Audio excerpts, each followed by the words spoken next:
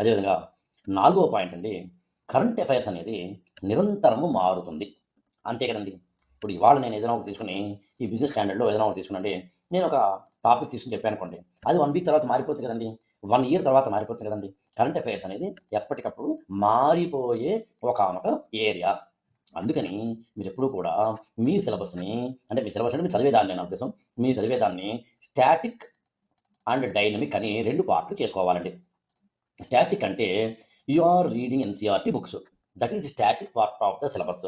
You are reading polity, economy, geography, internal security, disaster management, ethics and all the other things, they are static part. కానీ current affairs కనుక చదివితే that is dynamic part. Current అఫైర్స్ని why would we say this is a dynamic part? Because dynamic అనేది ఎందుకు అవుతుందంటే అది ఎప్పటికప్పుడు మారుతుంది కాబట్టి. కరెంట్ అఫైర్స్ అనేది ఎప్పటికప్పుడు మారుతుంది కాబట్టి, ఈ ఎప్పటికప్పుడు మారుతుంది కాబట్టి అనేదాన్ని డైనమిక్గా చూసినప్పుడు మీరు ఏ రోజు ఆ రోజు చదివినా మళ్ళీ ఎగ్జామినేషన్ ముందు చదవాల్సిన అవసరం ఉంటుంది. ఎగ్జామినేషన్ ఒక 1 ఇయర్ ఉందనక చదవాల్సిన అవసరం ఉంటుంది.